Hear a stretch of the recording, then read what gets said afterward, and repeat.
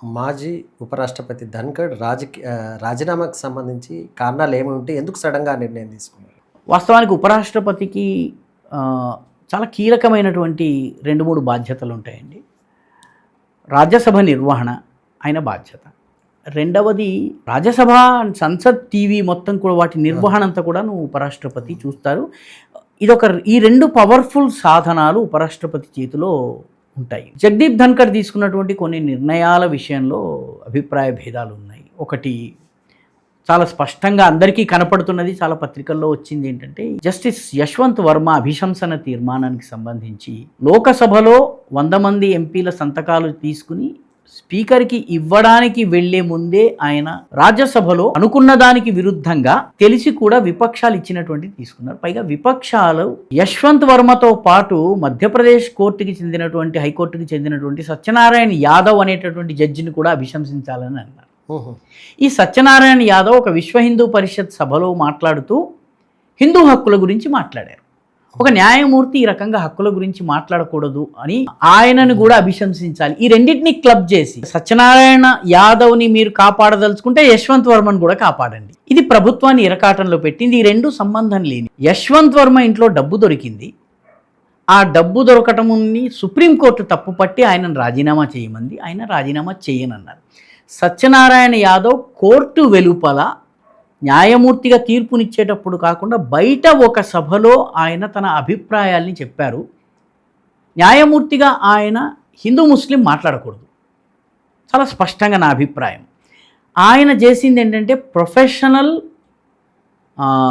మిస్జడ్జిమెంట్, అది మిస్కాండక్ట్ కాదు. ఆయన మిస్జడ్జిమెంట్ చేశాడు. ఆయన మాట్లాడకూడని మాట మాట్లాడాడు, కోర్టులో కాదు బయట. కాబట్టి ఈ 2 సమానంగా, ఈ రెండింటిని క్లబ్ చేసి యశ్వంత్ వర్మని కాపాడేందుకు విపక్షం ప్రయత్నిస్తుంటే దానికి ధన్‌ఖడ్ సహకరించిన రీతిలో ఆయన ఆచరణ ఉండడంతో ఇంకా ఆయన రాజీనామా చేయవలసినటువంటి పరిస్థితి వచ్చింది. బీఏసీకి అధికార పక్షము బాయ్కాట్ చేసింది.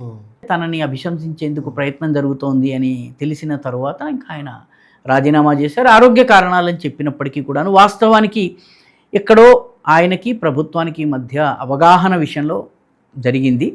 ఉపరాష్ట్రపతి చాలా కీలకమైనటువంటి బాధ్యత. ఆ దిశగా మోదీ ప్రభుత్వము నిర్ణయం తీసుకుని ఉండవచ్చును, లేదా జగదీప్ ధన్‌ఖడ్కే ప్రభుత్వానికి నాకు మధ్య అభిప్రాయ భేదాలు ఉన్నటువంటి కారణంగా నేను రాజీనామా చేయటం మంచిదని ఆయన భావించి ఉండవచ్చును. ఈ ఇద్దరిలో ఎవరో ఒకళ్ళు కానీ ఇద్దరు కానీ మాట్లాడితే తప్పితే తెర వెనుక ఏం జరిగిందన్నది మనకు తెలియదు. మిగతావన్నీ ఊహాగానాలే. ధన్‌ఖడ్ దాదాపు నెల రోజుల నుంచి ఎక్కడ కనిపించట్లేదు, వినిపించట్లేదు, ఎక్కడున్నాడు ఆయన అని చెప్పేసి కూడా కాంగ్రెస్తో పాటు ఇతర పక్షాలు ప్రశ్నిస్తారు. ఆరోగ్య కారణాల వల్ల రాజీనామా చేశారు కాబట్టి ఆరోగ్యాన్ని బాగు చేసుకునే పనిలో ఉన్నారని మనం భావించాలి. ఎందుకంటే ఆయన రాజీనామా చేసిన కారణం ఆరోగ్య కారణాలు చెప్పారు. విపక్షాలు స్టేట్మెంట్లు ఇచ్చేందుకు బదులు ఇంటికి ఆయనకి కాస్త పళ్ళు అవి తీసుకెళ్ళి ఆయనని పరామర్శించి రావచ్చు. ఇప్పుడు 2 అభ్యర్థులు బరిలో ఉన్నారు. ఎన్నిక అనివార్యం కాబోతుంది. సెప్టెంబర్ 9న జరుగుతుంది. రాధాకృష్ణన్, అదేవిధంగా సుదర్శన్ రెడ్డి. ఎట్లా చూస్తారు 2 అభ్యర్థుల విషయానికి సంబంధించి?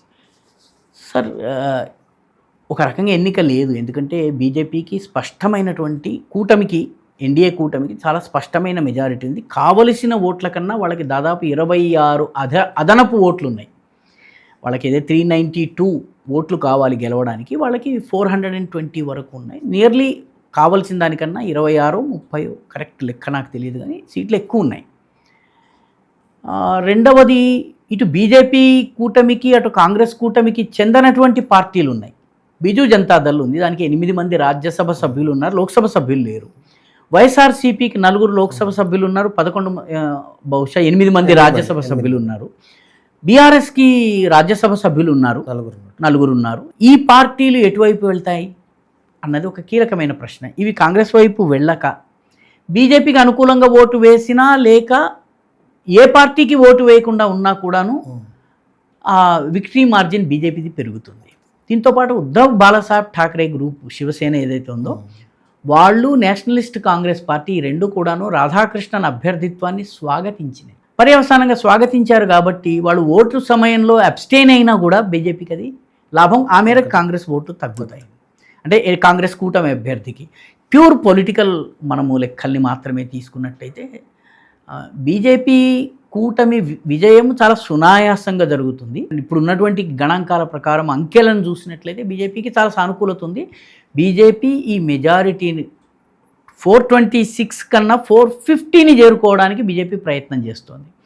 కాంగ్రెస్లో శశి థరూర్ ఆయనతో ఉన్నటువంటి మిత్ర బృందం కూడా నిన్న బీజేపీ నాయకులతోటి కలిసి సమావేశమైనట్టుగా కొన్ని ఛానల్స్లో చూశాను నేను. అది గనక నిజమై కాంగ్రెస్ పార్టీ, ఎందుకంటే దీనిలో విప్ పని చేయదు, విప్ జారీ చేయడానికి లోకసభకు హాజరు కావాలని విప్ జారీ చేయొచ్చు, కానీ పలానా పార్టీకి వెయ్యాలని విప్ జారీ చేయడానికి ఉండదు. విపక్షం యొక్క రావలసిన ఓట్ల కన్నా ఒక 10 ఓట్లు తక్కువ వచ్చినా కూడాను చాలా పెద్ద దెబ్బ అవుతుంది రాజకీయంగా, మారల్గా. వాళ్ళు యునైటెడ్గా లేరన్నటువంటి విషయం బయటపడుతుంది. బీజేపీ ప్రయత్నం కూడాను ఆ దిశగానే వాళ్ళకు ఉన్నటువంటి ఓట్ల కన్నా అదనపు ఓట్లను సంపాదించుకునే ప్రయత్నం. ఆల్రెడీ వైఎస్ఆర్సీపీ వాళ్ళకి అనుకూలంగా మాట్లాడింది. బిజు జనతాదళ్ వక్ఫ్ బోర్డు విషయంలో ఎంపీలకు అంతరాత్మ ప్రబోధం ప్రకారం ఓటు వేయమని చెప్పింది.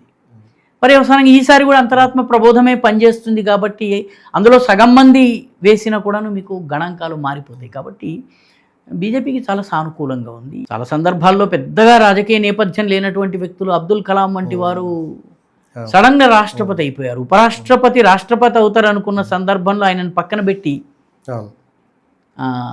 అబ్దుల్ కలాంని తీసుకొచ్చారు. రామ్నాథ్ కోవింద్ ఎవరు ఊహించలేదు. ఆ రకంగా అభ్యర్థిత్వము కన్నా కూడాను ముఖ్యమైనటువంటిది ఇక్కడ పార్టీల పరస్పరమైనటువంటి పొజిషన్, ఇది ముఖ్యమైనది.